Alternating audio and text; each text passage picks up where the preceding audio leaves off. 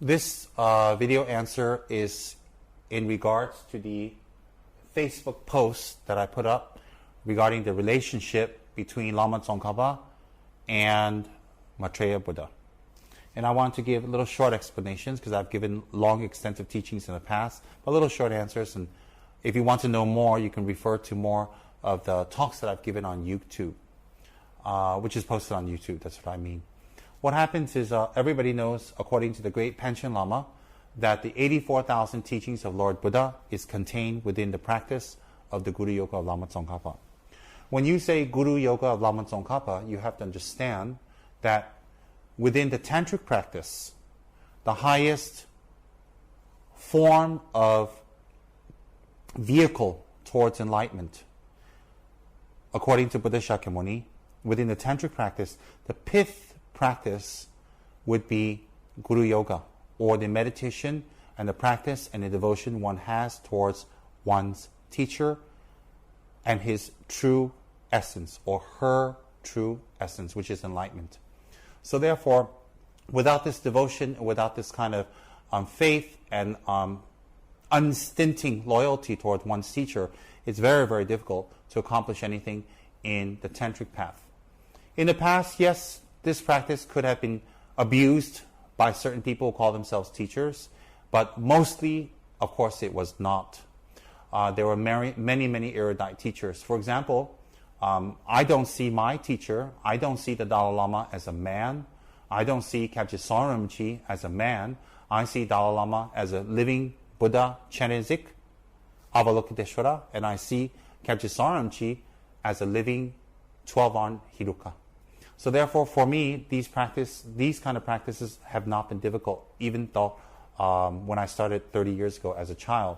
In any case, let me get to the point. The point is, in the tantric practices, Guru Yoga is the most important, whether it's Yamataka or Kalachakra or Hiruka or Vajrayogini or Chitamani Tara, Gyawagatso Chenezik, whatever you want. The pith instructions is always, there's a Guru Yoga within the practice. So extracting from the tantric teachings, you have the Guru Yoga, in this case, focusing on Lama Tsongkapa. Tsongkapa was an enlightened being. Tsongkapa was predicted by Lord Buddha. Tsongkapa will manifest full enlightenment as Shakyamuni did in the future.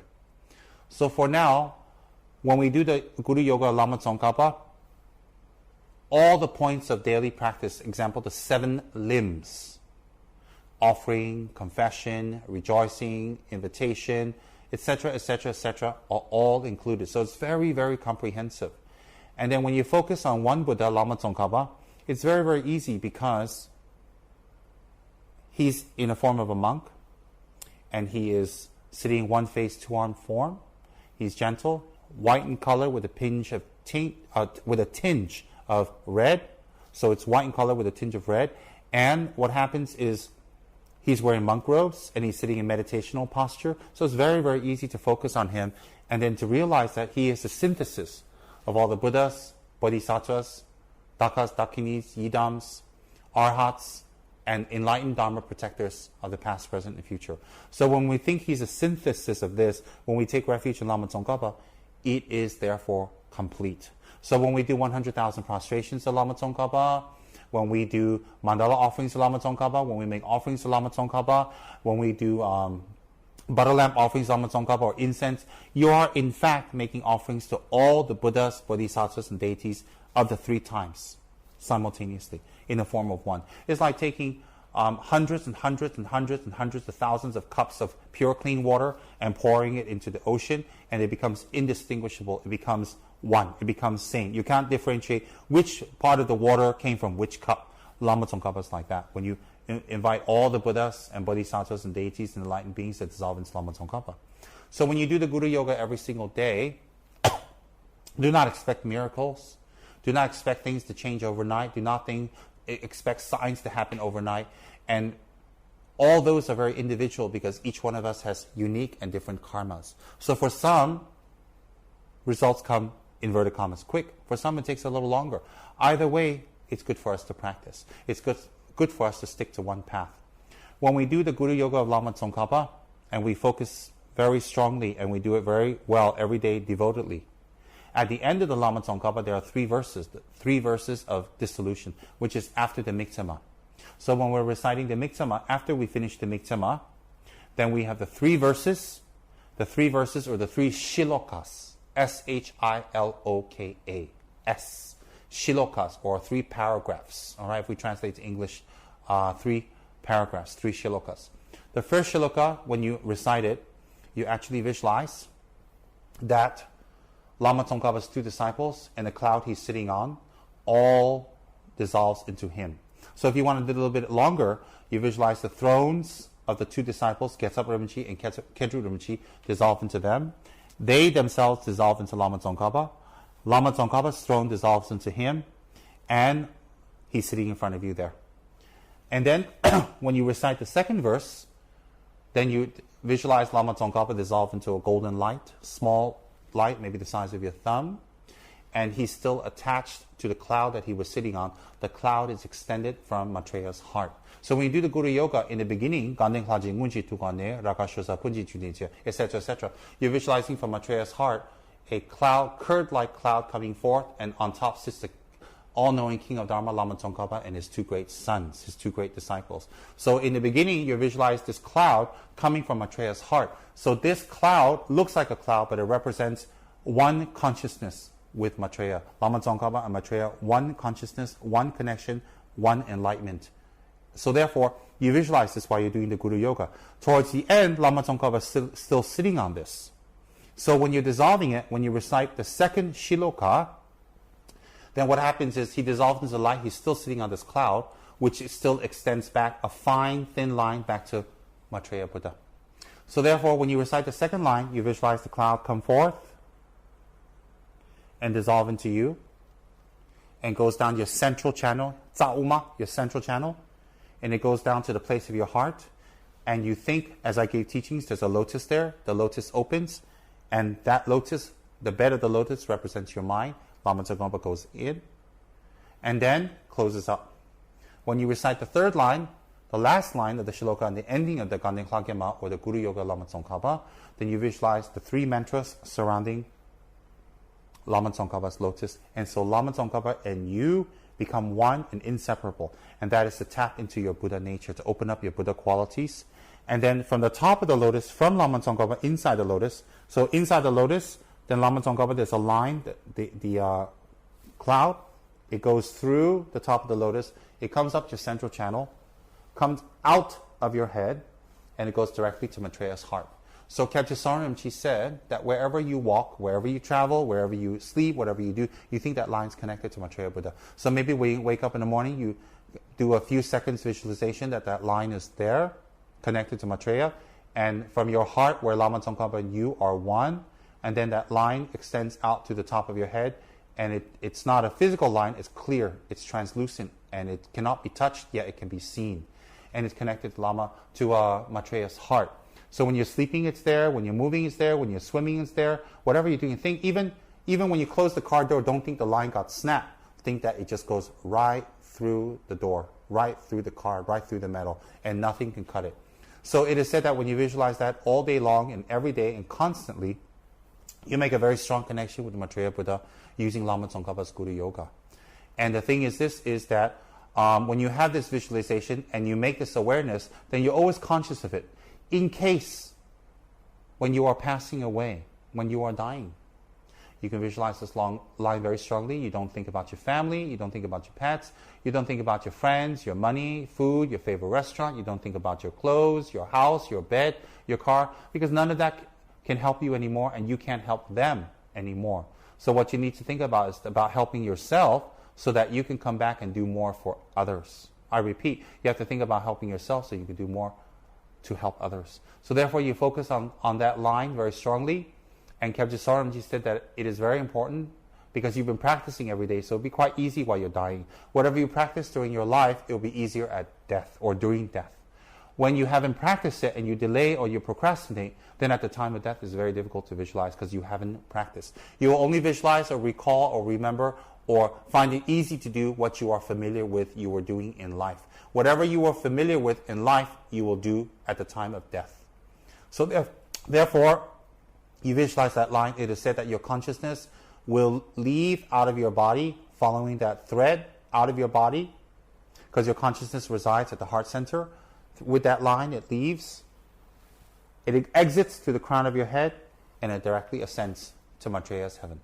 So what happens is, it is said that you should take rebirth from a beautiful lotus before Maitreya to continue your Dharma practice for the highest practitioner. For other practitioners who cannot ascend to Tushita heaven, even doing that visualization is very powerful, because by connecting with Maitreya, you will, again, if not take rebirth in Tushita, take rebirth in a powerful, good, conducive place with the 8 freedoms and 7 endowments that you can continue your Dharma practice. So for mediocre practitioner, such as myself, then I can hope by doing this practice, I can take rebirth in a positive place to continue my Dharma practice, to meet my lamas, to meet my teachers, and meet my deities, and meet the people I need to meet to continue my journey from a very young age. Because I don't want to start when I'm 40 or 50 years old. I want to start when I'm very young. So when we do this visualization correctly, we can create the causes to be reborn in a better place, or a place to continue our Dharma practice, and or to Tushita heaven. So in that way, we make a very powerful connection to Lama Tsongkapa and Maitreya Buddha. So when we recite the first line, first shloka, I'm sorry,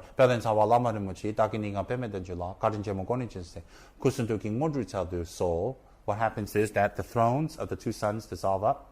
The 2 sons dissolve into Lama Tsongkapa. Tsongkapa's throne dissolves into him, and it's just Tsongkapa sitting on a curd-like white cloud, and that extends from Maitreya's heart. And then we recite the second line, so then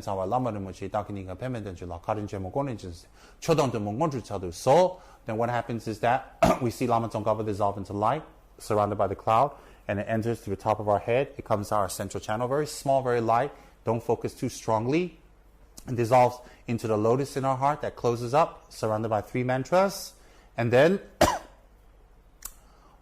Lama Tsongkapa and you become one with that cloud extending to Maitreya's heart. Then the third line that you recite, until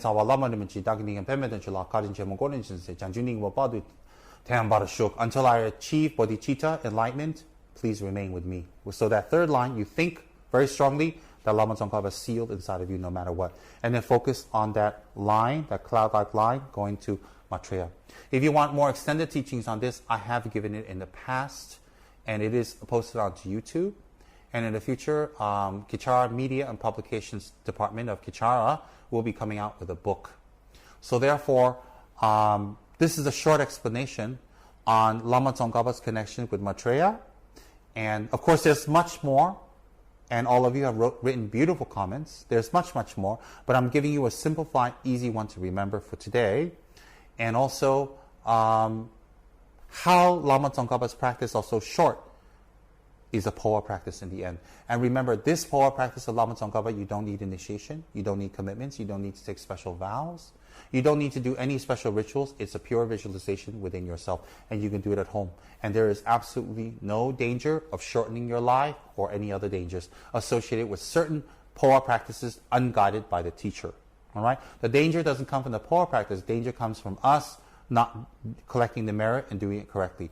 There is no such danger in Lama Tsongkapa's practice. Okay? For example, in Vajrayogini's Powa practice, you need a guide, you need to receive the initiation, you need to receive the oral transmission, and you need to be taught how to do it.